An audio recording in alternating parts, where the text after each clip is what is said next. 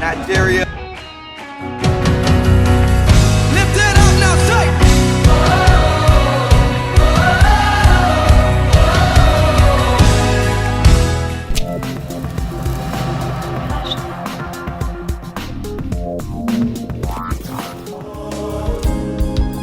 Oh, clap your hands, all you people. Shout unto God with a voice of triumph. For the Lord Most High is terrible. He is the great King over all the earth. Hallelujah.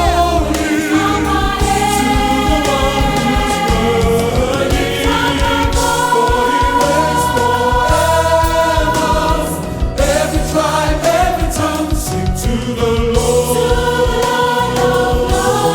Lift up our hands, lift up our voice. Every tribe, every tongue, sing to the Lord. Je vous souhaite encore les bienvenus à cette dévotion.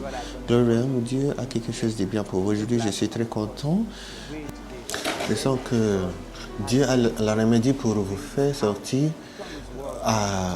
de ce monde à la place que vous désirez. Beaucoup de gens ils parlent de vacances, ils parlent d'un lieu où toutes choses sont parfaites. Si c'est pour un mois, une semaine, une année, beaucoup de gens, des fois, les gens ils économisent beaucoup d'argent pour aller en vacances à quelque endroit partout le monde et ils économisent beaucoup d'argent. Ils peuvent économiser pour une année ou 2 années. Et si je vous dis que vous pouvez avoir quelque chose plus glorieux, plus de mieux, dont vous ne devez pas économiser, c'est gratuit, vous devez seulement les recevoir. Ne pensez-vous pas que vous allez aimer quelque chose comme ça? Par exemple, vous avez l'occasion d'aller à Honolulu ou Miami aux États-Unis et c'est déjà payé. Et je sais que vous n'allez pas dire je suis très occupé. Vous allez avoir le temps pour cette vacances. Surtout si les vacances sont déjà payées et vous allez en first class et vous avez un chauffeur pour vous amener partout et vous avez l'occasion pour faire le shopping. Je connais que les dames ils aiment de telles choses, mais il y a quelque chose de mieux. Mais le problème est que beaucoup de fois les gens ils rejettent l'offre. C'est pas une offre pour une semaine ou une offre pour une année, c'est une offre pour toute éternité. Et c'est ce que le Seigneur nous a promis. Beaucoup de gens, ils les ignorent, même ils se fâchent.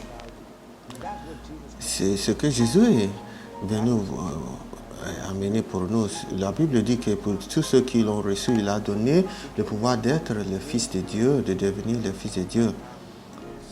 Donc, beaucoup de gens, ils ont rejeté Jésus. Jean chapitre 3, verset 17 a dit « Car Dieu a tant aimé le monde qu'il a donné son Fils unique, et si quelqu'un croit lui ne périsse point, mais qu'il ait la vie éternelle. » Qu'il ait la vie éternelle. Verset 17 a dit « Car Dieu n'a pas envoyé son Fils dans le monde pour condamner le monde, mais afin que le monde soit sauvé par lui. » Verset 18 nous dit que si vous le rejetez, vous avez amené la condamnation sur vous-même. C'est un billet à son unique et le seul chemin est Jésus. Jésus est le chemin, la vérité et la vie. Et vous avez cette billet à son unique, tout déjà payé et qui vous conduira aux cieux, dans le son réel aux cieux. Qu'est-ce que vous allez faire? Le rejeter? En refusant de croire en Jésus, nous gaspillons l'occasion et cette bénédiction précieuse. Ce que nous avons lu dans verset 18, verset 19 dit que les gens seront condamnés basés sur le fait que verset 19 que dit que la base du jugement, l'acte d'accusation, le test par lequel les hommes sont jugés, le fondement de la sentence réside en ceci: la lumière est venue dans le monde. Notez ceci, que la lumière est venue dans le monde et les gens ont aimé les ténèbres plutôt que la lumière, car leurs œuvres étaient mauvaises. Il dit que la lumière est venue dans le monde. Qui est la lumière? C'est Jésus. Dans Matthieu, Jésus a dit que je suis la lumière du monde. Jean chapitre 1 dit qu'au commencement était la parole était avec Dieu, la parole était Dieu, était avec Dieu au commencement. Toutes choses ont été faites par elle et rien de ce qui a été fait n'a été fait sans elle. Et dit aussi qu'en lui était la lumière et la lumière était la vie des hommes. En lui, en Jésus est la lumière, c'est lui qui est la lumière du monde. Donc les gens seront jugés, seront condamnés basés sur ces faits, que si ils ont reçu ou ils ont rejeté la lumière que Jésus est venu qu'il a amené.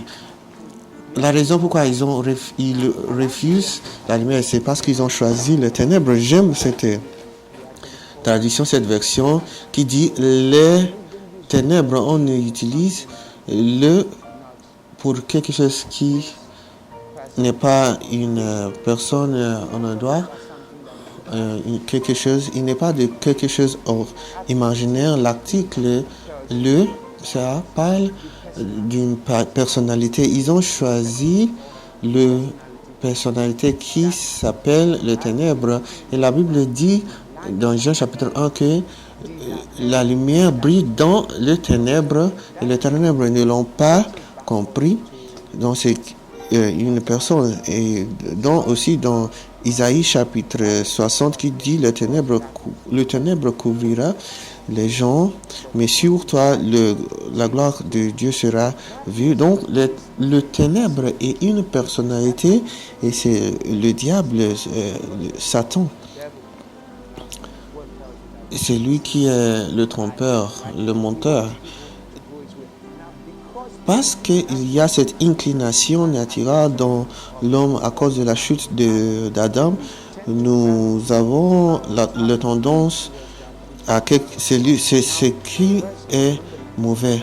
Verset 19 dit que les hommes, ils ont aimé les ténèbres au lieu de la lumière. Pourquoi? Parce que les œuvres étaient mauvaises. Si votre œuvres sont mauvaises, vous aimerez les ténèbres au lieu de la lumière.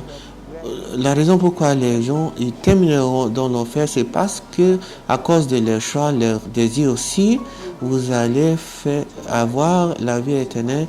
Vous devez crucifier, vous devez mortaliser votre désir charnel. Si vous pouvez régler votre désir, ce sera très simple de faire le droit choix pour la lumière. Jésus est la lumière du monde et il est venu pour nous donner la vie.